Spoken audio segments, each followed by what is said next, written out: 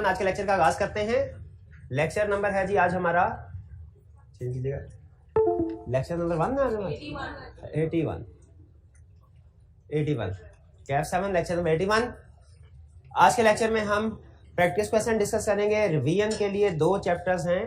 कल हमारे रिवीजन की डिस्कशन नहीं हो सकी थी ना, एक चैप्टर 8 और एक चैप्टर 9, दोनों ही एग्जाम पॉइंट ऑफ व्यू से बहुत अहम चैप्टर्स हैं, एक मीटिंग वाला और एक डिविडेंड वाला। चैप्टर 8 कौन सा वाला है? मीटिंग वाला। चैप्टर 9 कौन सा वाला है? डिविडेंड्स वाला। ठीक है, फिर इसके बाद हम अपना लास्ट चैप्टर स्टार्ट करेंगे।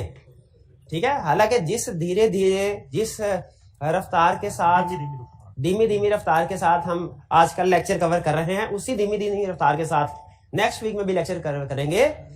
लेकिन उसके बावजूद ये नेक्स्ट वीक एंड तक सिलेबस हमारा इंशाल्लाह कंप्लीट हो जाएगा। ठीक है, नहीं पहले नहीं हो सकता, पहले नहीं हो सकता। हाँ, मुहर्रम से पहले, बिल्कुल मुहर्रम स्टार्ट होने से पहले नहीं, 9-10 मुहर्रम की बात हो रही है। मुहर्रम स्टार्ट होने से पहले साइंसदान इतने ध्यान के साथ क्वेश्चन की रिक्वायरमेंट पढ़ते हैं एक लफ्ज का। हाँ जी, तो पहले प्रीवियस लेक्चर में से कोई क्वेश्चन पूछना चाहते हो पूछ लीजिए। कल के लेक्चर में क्या पढ़ा था?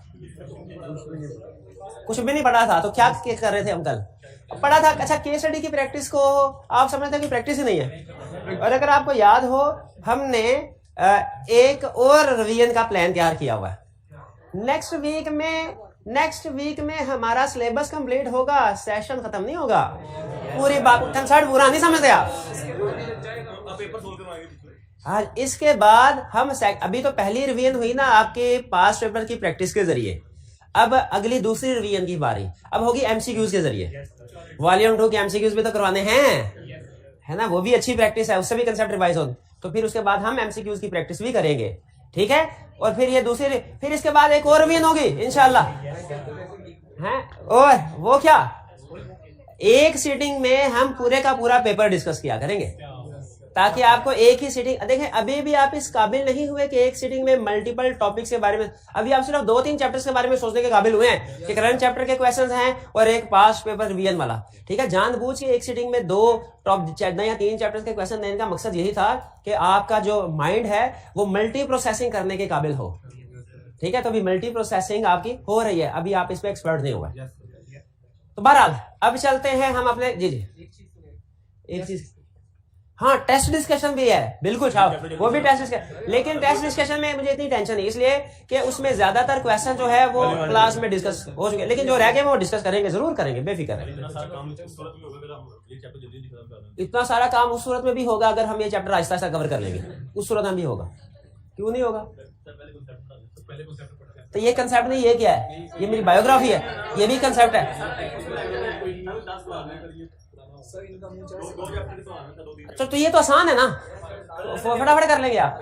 अच्छा, टाइम लगा लेते हैं, टाइम 20 मिनट के बाद, चाहे पूरे हुए हो या ना हुए, हम कंसेप्ट की तरफ मूव करेंगे। 10 मिनट।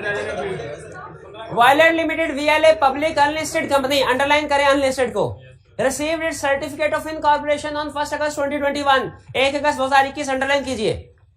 फिर क्या हुआ? VL's management submitted duly verified declaration along with necessary documents to the registrar related to commencement of business that were accepted and registered by the registrar on 1 अक्टूबर 2021। 1 अक्टूबर 2021 को क्या हुआ?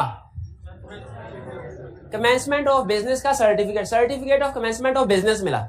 सर्टिफिकेट ऑफ इनकॉर्पोरेशन कब मिला इस company को? 1 अगस्त 2021। और certificate of commencement of business का मिला 1 अक्टूबर। VL started its business operations with effect from 15 October 2021। However, it was revealed in the very first month of its commercial production that the main product is not meeting the specified standards। कि main product जो specified standard है उसको meet नहीं कर रही। After engaging experts and making modification in the production process, VL resumed its production activities on 25 नवंबर 2021। उसने फिर दोबारा से कुछ रोका, प्रोडक्शन स्टार्ट कर दी थी, ऑपरेशन स्टार्ट कर दिए थे, प्रॉब्लम आई, रोक दिया और दोबारा ऑपरेशन स्टार्ट किए 25 नवंबर को। अब बताइए कि कमेंसमेंट ऑफ बिजनेस कौन सी है अब, 25 नवंबर या 1 अक्टूबर? कमेंसमेंट ऑफ ऑपरेशन जो है वो 1 अक्टूबर। ऑपरेशन चाहे एक्चुअली जब मर्जी स्टार्ट करें, आपको सर्टिफिकेट जिस दिन मिल गया, अहम चीज वो है। कह रहा है VL closes the financial year on 30 September under the provisions of companies that advise directors with regard to following period within which VL is required to hold statutory meeting। Statutory meeting with in 180 days from भाईजान थोड़ा सा सोच के बताइए 180 days date of incorporation से हाँ जी within 9 months from date of इनकॉर और 180 days whichever is. Earlier यहाँ पे सिर्फ रूल लिख देंगे कि चूंकि क्वेश्चन के अंदर उसने डेट्स को मेंशन किया है हमें शुरू में डेट्स भी मेंशन करनी चाहिए। तो बताइए 9 months from date of incorporation क्या होगा, कौन सी डेट होगी 9 मंथ्स की? 1 अगस्त है, अगस्त गया, सितंबर, अक्टूबर, नवंबर, दिसंबर, जनवरी, फरवरी, मार्च, अप्रैल, 30 अप्रैल है 9 मंथ्स। और फिर इसका 180 डेज फ्रॉम कमेंसमेंट, ये गिने कमेंसमेंट है 1 अक्टूबर। अब अक्टूबर में कितने होते हैं कैलकुलेटर में गिन, 31 जमा 30 जमा 31 जमा 31 जमा 28, बाकी कितने रह गए 29 मार्च। 180 डेज के लिहाज से 180 डेज के लिहाज से ये कोई चीज नीचे भी गिरी, 180 डेज के लिहाज से कौन सी डेट बनती है 29 मार्च, और 9 मंथ्स के लिहाज से 30 अप्रैल। तो कब होना चाहिए which ever is earlier 29 March. Statutory meeting कब कंडक्ट होनी चाहिए, ईयर कौन सा है 2022 अगले साल।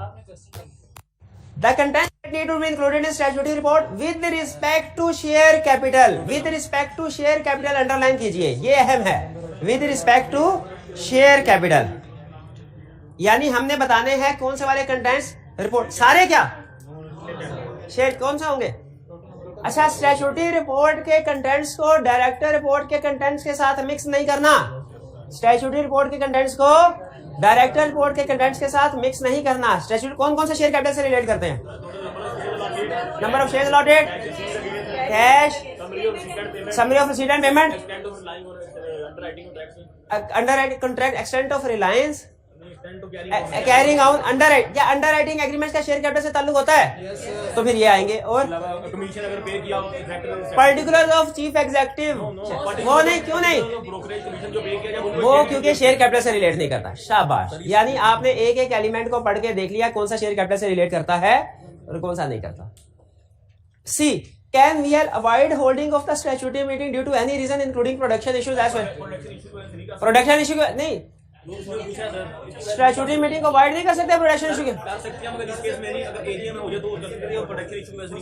प्रोडक्शन इश्यूज की वजह से स्टैट्यूटरी मीटिंग को अवॉइड नहीं किया जा सकता। किस केस में किया जा सकता है मेरा भाई बताए, सारी क्लास बता देती है बस जिससे पूछे वही नहीं बता पाता, ये चक्कर क्या है। क्या स्टैट्यूटरी मीटिंग अवॉइड हो सकती है, किस सिचुएशन में, अगर स्टैट्यूटरी मीटिंग से पहले एजीएम कंडक्ट करवा ली जाए तो स्टैट्यूटरी मीटिंग कंडक्ट करवाने की जरूरत नहीं रहती। डन जी। क्वेश्चन 3 में कोई प्रॉब्लम, नो प्रॉब्लम। आगे चलते हैं हम। क्वेश्चन 9 करामत प्राइवेट लिमिटेड, प्राइवेट को अंडरलाइन कर लें काम आएगा। वाज इनकॉर्पोरेटेड 1 जुलाई 2014, 1 जुलाई 2014 को अंडरलाइन कर लें, डेट ऑफ इनकॉर्पोरेशन, ये भी काम है। Subsequently, it was converted into a public unlisted company on 1 March 2015 under the provisions of company. 1 साल के अंदर है ये, 1 साल के अंदर कन्वर्जन का कंसेप्ट हमारे कहाँ कहाँ काम आता है। एक तो स्टैट्यूटरी मीटिंग में, इसके अलावा भी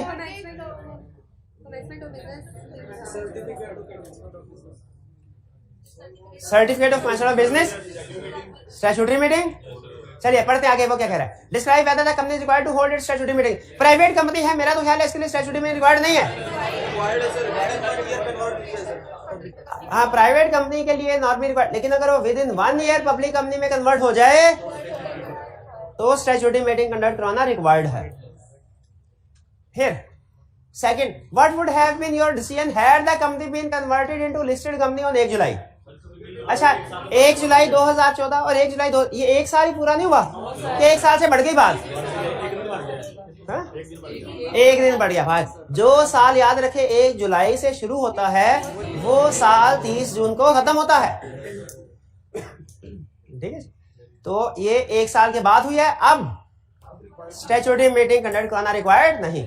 identify those contents of the statute which are required to be certified by, और कोई नहीं बोलेगा companies auditor also specify the purpose of auditor certificate. हाथ उठाइए, 1 और 2 और 3 और 4 एप्रिसिएशन के लिए मेरे ख्याल है पहली दफा इन्होंने हाथ लगा, अगर आपकी इजाजत हो।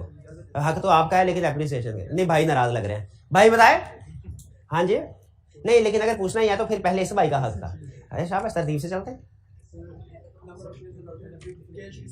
Number of shares allotted and cash received against shares allotted. Summary of receipt and payment जो कब तक बनेगी, कब तक? असल कंसेप्ट इसमें था 15 दिन वाले में। क्यों सोल्यूशन का हिस्सा नहीं है? किताब में तो है ना। अच्छा चल आगे चल, रिसीट एंड पेमेंट और 3 है तो 3 है, 2 सुनाया उसने, खुदा दो दोबारा सुनाया। कौन सा? Number of shares allotted, cash receipt against share allotted, summary of receipt and payment. एक मिनट हरे, आगे ये भी लिखा है specify the purpose of auditor certificate. इस सर्टिफिकेट का पर्पस क्या है?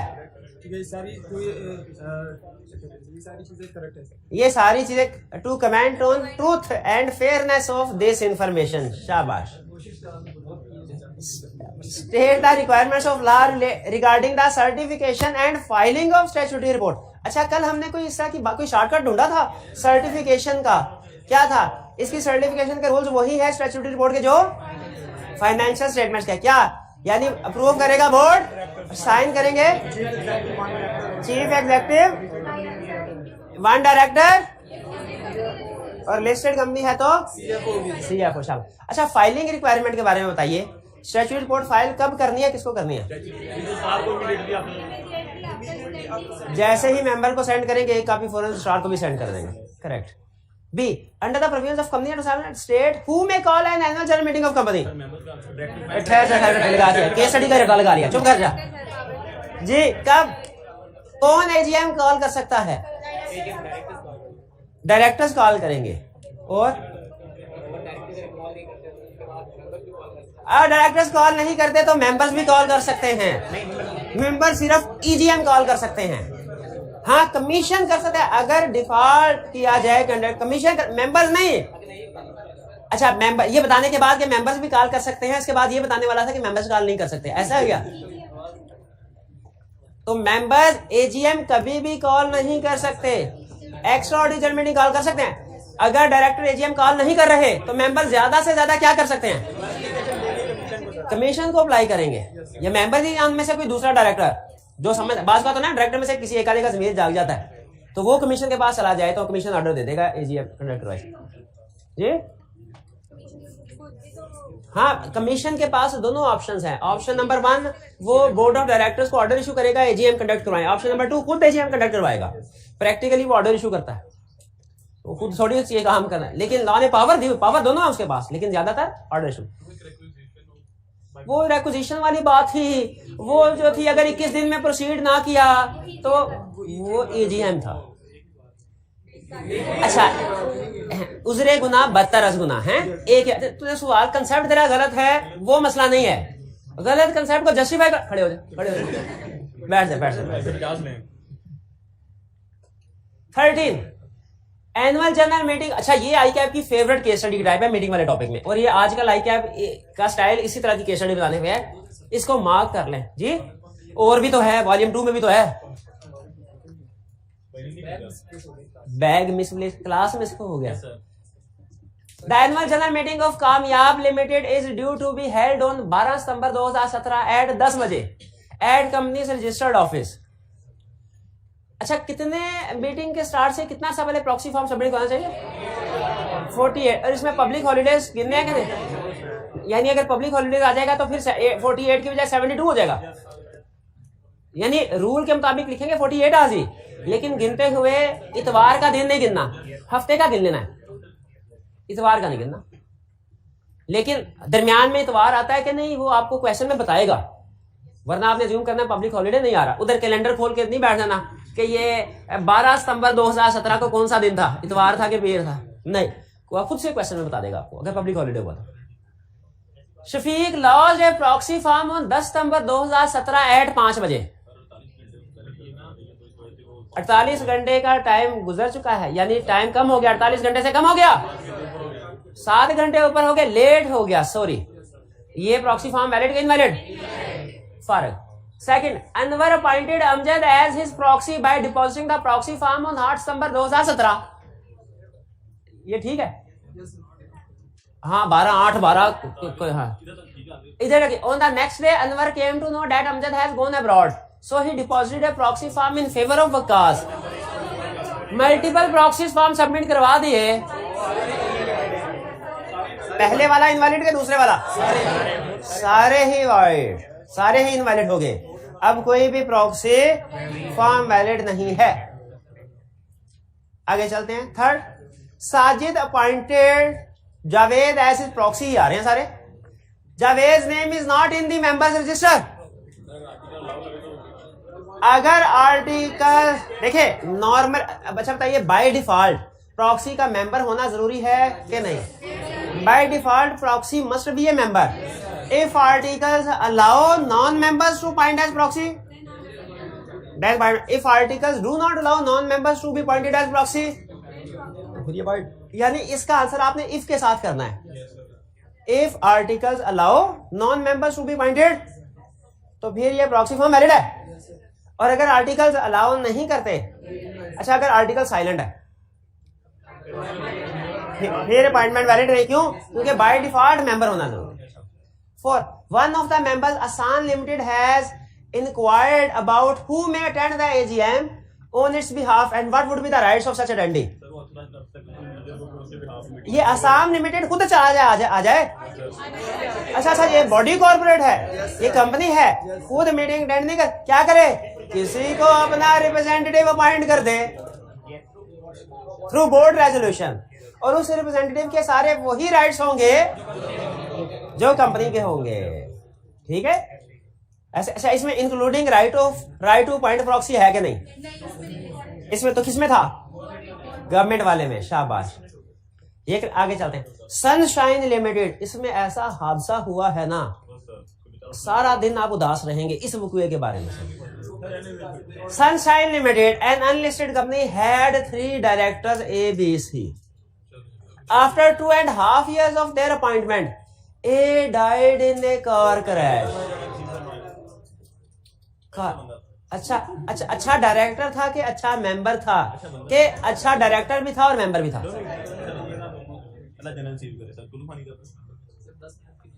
भाईजान 10 मिनट के लिए खामोशी त्याग कीजिए। भाई ये अच्छा डायरेक्टर था, अच्छा मेंबर के दोनों कहाँ लिखा हुआ है? दोनों मिनिमम नंबर ऑफ डायरेक्टर वाला तो रूल लग गया, क्योंकि क्या मिनिमम नंबर ऑफ मेंबर्स भी उसने क्वेश्चन में बताया? मैं ये पूछना चाह रहा हूं। मिनिमम नंबर ऑफ मेंबर्स के बारे में नहीं बताया तो नहीं, डायरेक्टर मेंबर होता है एग्रीड, लेकिन क्वेश्चन के अंदर जो मुद्दा उसने उठाया है वो मिनिमम नंबर ऑफ डायरेक्टर्स वाला है, मिनिमम नंबर ऑफ मेंबर्स वाला है कि दोनों डायरेक्टर्स वाला? ये पूछ रहा हूं, क्योंकि कुछ क्वेश्चन में उसने कहा होता है कि ओनली मेंबर्स एंड डायरेक्टर्स, उसमें हमने दोनों बातें लिखी, वो 180 डेज वाली बात भी आ जाती है। वो कौन सी है? मिनिमम नंबर ऑफ मेंबर्स वाली। अगर 180 डेज तक मिनिमम नंबर ऑफ मेंबर्स के से कम हो के भी बिजनेस करते रहे तो लायबिलिटी बस ही डबल जाएगा। किस वाले डेट्स के लिए? 180 days. B and C are of the opinion that since the election director are due in 6 months time, there is no need to fill the casual vacancy. Discuss above situation है। Casual vacancy find करने की जरूरत है? क्यों? Unlisted के लिए तो जरूरी है। ओके, मिनिमम नंबर 3 होने चाहिए, उससे कम है तो रिक्वायरमेंट पूरी करनी पड़ेगी। अच्छा यही मुद्दा था, डायरेक्टर्स वाला, मेंबर वाला नहीं है। अशरफ, अच्छा मैं आपको बताऊं, आपको प्लान मिला हुआ है, उसमें देखिए क्या लिखा हुआ है, क्या पढ़ाना है। उसमें सिर्फ लर्निंग ऑब्जेक्टिव 1 लिखा है। मैं खुद हैरान हो रहा था ये लर्निंग ऑब्जेक्टिव 2 क्यों छाप दिया भाई ने।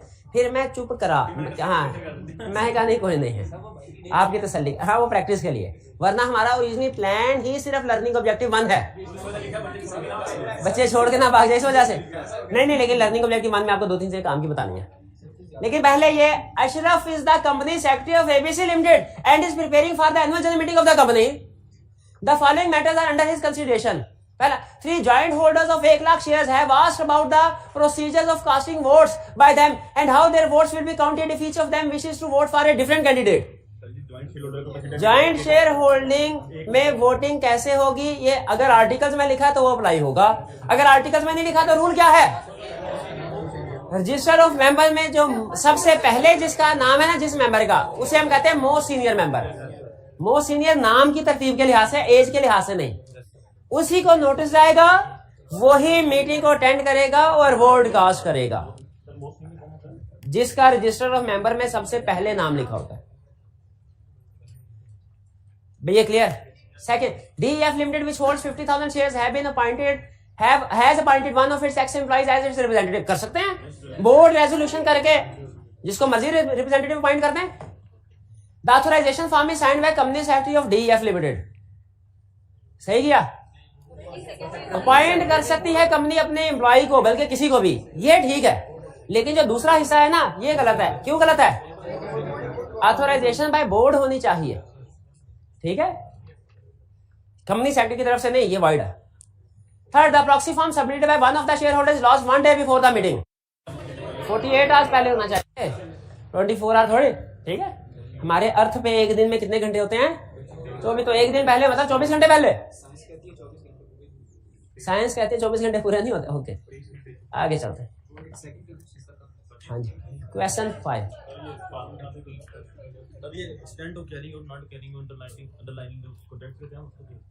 अंडर राइटिंग कॉन्ट्रैक्ट का मतलब है कि क्या मिनिमम, क्या शेयर होल्डर ने जितना पब्लिक इशू किया था, हमने शेयर होल्डर ने उतना अप्लाई कर दिया कि नहीं। आपको याद है अगर रिस्क हो कि हमने जितना 500 मिलियन का शेयर कैपिटल इशू किया है, 400 मिलियन की एप्लीकेशन नहीं, बकिया 100 मिलियन का क्या होगा? अंडर राइटर वो उनको बाय कर देता है। अगर अंडर राइटर ने उनको बाय कर दिया हो, हम कहते हैं carrying out under writing agreement. और अगर पब्लिक ने 500 का 500 या उससे ज्यादा सब्सक्राइब कर लिया, तो फिर हम क्या कहते हैं? Not carried out under writing. लेकिन याद रखें, अंडर राइटिंग एग्रीमेंट चाहे कैरी आउट हो चाहे ना हो, कमीशन उसको देना पड़ता है।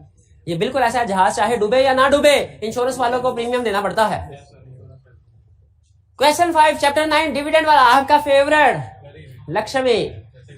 पैसों का मामला है, dividend bonus. The directors of Generous Limited GLA listed company have recommended dividend equal to 40% of GL's undistributed profit. However, in the annual general meeting, the shareholders demanded that 60% of undistributed profit should be distributed as dividend. नहीं, dividend cannot exceed recommended dividend. ठीक है, share holders same accept कर सकते हैं, reduce कर सकते हैं, cancel कर सकते हैं, एक्सीड नहीं कर सकते। Under the company that explain the following: whether shareholder justified in their demand? No. वो कम कर सकते हैं, सेम कर सकते हैं या कैंसिल कर सकते हैं। Whether director's recommendation is appropriate if 70% of undistributed profit comprises of unrealized gain on investment। अगर 70% unrealized gain on investment property है ना, तो ये डिविडेंड के तौर पे डिस्ट्रीब्यूट नहीं हो सकता। इसका मतलब है मैक्सिमम 30% ऑफ डिविडेंड के तौर पे डिस्ट्रीब्यूट हो सकता है, 40% नहीं हो सकता। क्लियर जी? हाँ, उसका बिजनेस अगर वही हो तो फिर नहीं, इन्वेस्टमेंट प्रॉपर्टी है, वो तो कैपिटल से। अनरियलाइज्ड गेन तो कभी भी डिस्ट्रीब्यूट नहीं हो सकता। वो जो 2 एक्सेप्शन थी वो अनरियलाइज्ड में नहीं थी, वो सेल ऑफ इमूवेबल प्रॉपर्टी और कैपिटल एसेट में थी। कौन सी थी? ऑर्डिनरी कॉस्ट ऑफ बिजनेस और सेट ऑफ वाली। Consequences if the directors fail to pay the dividend within stipulated time।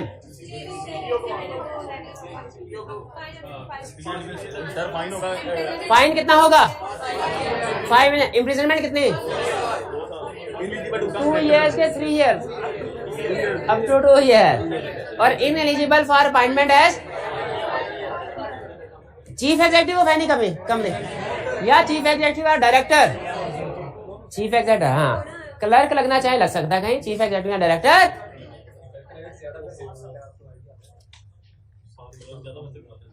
ये अली भाई वाला केस आ गया। Ali is a share holder of allied cement limited. ये केस निपटा देते हैं ताकि परसों फ्रेश माइंड के साथ फ्रेश चैप्टर स्टार्ट करें। Ali is a share under the company act, advise Ali on legal consequences of this act. Ali ने जो किया है ना, उसको बताइए कि इसका उससे क्या कानूनी नतायज भुगतने पड़ेंगे। अली ने क्या किया अभी देखते हैं, पढ़ते हैं। Ali is a share holder of allied cement limited, a public listed company. ACL has made a significant profit in the last financial year. Profit हुआ तभी तो मसले शुरू होते हैं। The shareholder including Ali were expecting a declaration of substantial dividend of not less than rupees 10 per share. However, board of directors of ACL proposed a dividend of only rupees 5 per share. Ali rallied the shareholders and in ACL's annual general meeting held 2 months ago. Held 2 months ago. इसको underline करें, इसका कहानी में twist है। The shareholders approved a dividend of rupees 10 per share. Directors ने कितना approve किया? 5। और अली प्लस शेयर होल्डर ने कितना किया? 10। ये क्या किया? गलत किया। ये क्यों गलत किया? अच्छा, कहानी खत्म नहीं हुई। A few months ago, Ali had written a letter to the company secretary of ACL asking ACL to send his due dividend to his son Qadir in Islamabad. लेकिन इसको डिविडेंड नहीं मिल सकता। क्यों नहीं मिल सकता? क्योंकि कादिर का बेटा तो शेयर होल्डर है ही नहीं ना, नहीं मिल सकता है। क्या लिखा हुआ है? शेयर होल्डर को ऑर्डर ऑफ शेयर होल्डर, बिल्कुल। तो फिर इसका मतलब मिल सकता है कादिर भाई को भी। The company secretary is of the view that since Qadir is not a shareholder, no dividend can be paid to him. Company secretary गलत है, कंपनी डिविडेंड मिल सकता है। Due to these issues, the dividend amounts have not been paid and have been lying in ACL's bank account for the last 2 months. इसमें 3 issues हैं, 2 नहीं है, 3 issue. पहला issue क्या है? डिविडेंड को शेयर होल्डर ने इंक्रीज किया, जो गलत है, नहीं कर सकते। दूसरा इशू क्या है? डिविडेंड बेटे को ट्रांसफर करा, जो सही है, कर सकते हैं। तीसरा इशू क्या है भला? 2 महीने हो गए हैं डिविडेंड पे नहीं किया। अगर 10 वर्किंग डेज में डिविडेंड पे ना किया जाए तो चीफ एग्जीक्यूटिव पेनलाइज होगा, वो बता देंगे हम इसको। क्लियर जी? चलिए ना बेस डेवलप करनी है चैप्टर 12। अभी सुन लें। अच्छा, सिर्फ बेसिक ना देखिए, मैं प्लान करके आया था क्वेश्चन डिस्कस करवाने हैं, आप शोर मचाते रहे, मैंने डिस्कस करवाया कि नहीं? इसी तरह मैं प्लान करके आया ना कि बेसिक कंसेप्ट बिल्ड करना है, तो आप जितना मर्जी शोर मचा लें, बिल्ड करना तो मतलब करना। पहले चैप्टर में, अच्छा चलिए सिर्फ 2 मिनट, तो ज्यादा लंबी चौड़ी बात नहीं करूंगा। पहले डेट कर लेना आपके लिए, लेकिन डेट स्टार्ट कब से होंगे? जब मेरी एक्चुअल बात शुरू होगी।